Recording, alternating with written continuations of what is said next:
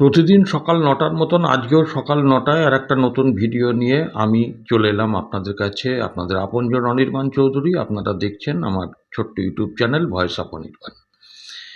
আমি আজকে এই ভিডিওর মধ্যে দিয়ে আমি দুজন বাম প্রার্থী, বিশেষ করে বলা ভালো সিপিআইএমের প্রার্থী। প্রথমজন হচ্ছেন আমার অত্যন্ত শ্রদ্ধার মানুষ, আমার অভিভাবক বলে আমি যাকে মানি, বিশিষ্ট আইনজীবী, সিপিআইএমের যাদবপুর কেন্দ্রের প্রার্থী বিকাশ রঞ্জন ভট্টাচার্যর বক্তব্য শোনাবো এই ভিডিওতেই, খুব অল্প।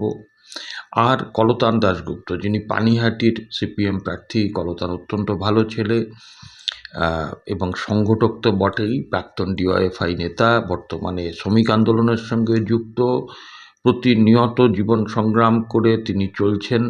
পানিহাটিতে প্রার্থী হওয়ার পর থেকে ব্যাপক সাড়া পাচ্ছেন। বিকাশবাবু যাদবপুরে সাড়া পাচ্ছেন, কারণ বিকাশবাবুর একটা ক্রেজ আছে আলাদা, সেটা হচ্ছে পশ্চিমবঙ্গের অন্যায় অবিচার সব কিছুর বিরুদ্ধে সর্বাগ্রে এগিয়ে যান বিকাশবাবু, এবং কোনো ক্ষেত্রে মামলার কোনো খরচ না নিয়েও গরিব অসহায় মানুষের পাশে তিনি দাঁড়ান, প্রয়োজনীয় পরামর্শটুকু দেন, এবং শাসকের কাছে একটা আতঙ্ক বিকাশ রঞ্জন ভট্টাচার্য।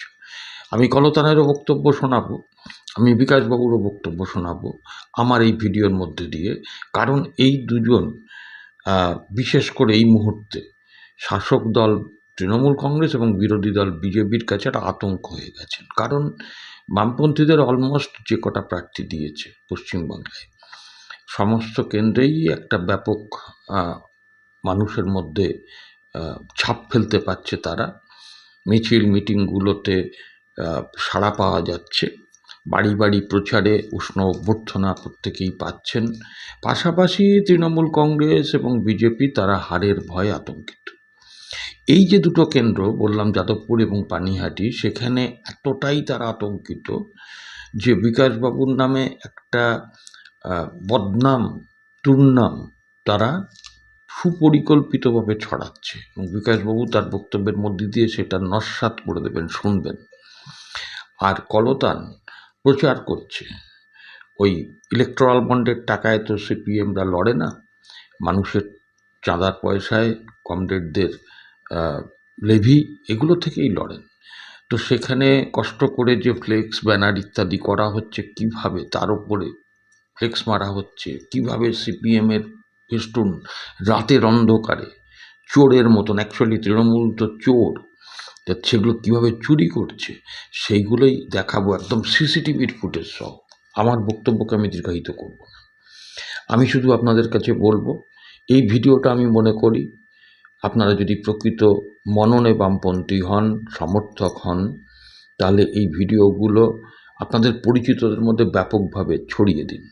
তোলামূল এবং বিজেপির চরিত্রটা আরও উদ্ভাসিত হোক, এবং এই দুটো কেন্দ্রে যদি আপনাদের পরিচিত কেউ থাকে তাদের কাছেও পাঠান। আর দ্বিতীয়ত হচ্ছে আপনাদের মতামত লিখবেন, এবং আমার এই ছোট্ট ইউটিউব চ্যানেল যে স্পষ্ট কথা বলে, সেই ইউটিউব চ্যানেলটা যদি ভালো লাগে তাহলে আমার ইউটিউব চ্যানেলটাকে একটু সাবস্ক্রাইব করবেন, পাশের বেল আইকনটাকে প্রেস করবেন, আমি কৃতজ্ঞ থাকবো। আসুন এই দুজনের বক্তব্য শুনতে শুনতে আজকের এপিসোড শেষ করব। পরবর্তী এপিসোড আবার কালকে সকালে আপনাদের সঙ্গে দেখা হবে। মোথাবাড়ি কাণ্ডে যে ঘটনা ঘটেছে, সেই ঘটনা ঘটার পর হঠাৎ দেখলাম আরএসএস এর একজন কর্মী সে একটা পোস্ট করেছে। সে তার কল্পনার জগতে ভ্রমণ করতে করতে সে বুঝে গেছে যে মোথাবাড়ি কাণ্ডের যিনি অভিযুক্ত তিনি নাকি আমাকে আইনজীবী নিয়োগ করেছেন। আমি জানি না যে মোথাবাড়ি কাণ্ড যার বিরুদ্ধে অভিযোগ সেও জানে কিনা আমি জানি না, কিন্তু আরএসএস জেনে গিয়েছে। আসলে আরএসএস কর্মীরা এভাবেই মিথ্যা কথা বলে, মিথ্যা প্ররোচনা সৃষ্টি করে মানুষের মধ্যে বিভ্রান্তি সৃষ্টি করে। এই গোটা ঘটনাটা তো মোদী মমতা বোঝাপড়া করে তৈরি করেছে, সেটা তো ওদের বোঝা উচিত। এখন সেটা ওরা বুঝতে পারছেন যে বোঝাপড়াটা সামনে প্রকাশ্যে চলে আসছে, অতএব খুব সহজ হচ্ছে আগে থেকে একটা মিথ্যা গল্প তৈরি করে বামপন্থীদের ঘাড়ে চাপিয়ে দাও। এই প্রকল্প ওরা কোথাও কোথাও সফল হয়েছে, এক্ষেত্রে সফল হবে না। দেশের সার্বভৌমত্ব, বিচার ব্যবস্থার স্বাধীনতা, নির্বাচন কমিশনের স্বাধীনতা, এগুলো তো বিজেপি ইতিমধ্যে বিক্রি করে দিয়েছে। কিন্তু তার বিরুদ্ধে লড়াইটা বামপন্থীরা করছে। ওরা মনে করছে যে বামপন্থীদের হয়তো অস্ত্রাগারের মূল সাহিত্য শক্তি আমি, তাই আমার বিরুদ্ধে কুৎসা করার জন্য আপ্রাণ চেষ্টা করছে, এছাড়া কিছু না। নমস্কার। গতকাল রাত থেকে পানিহাটিতে কিছু অপ্রীতিকর ঘটনার সম্মুখীন আমরা হচ্ছি। গতকাল রাতে 28 নম্বর ওয়ার্ডে এখানে বামফ্রন্টের যে ফ্লেক্স করা হয়েছিল, কাস্তে হাতুড়ি তারা ভোট দিনই আবেদন জানিয়ে, সেই ফ্লেক্স তারা ছিঁড়ে নিয়ে চলে যাচ্ছেন, তার সিসিটিভি ফুটেজ আমরা পেয়েছি।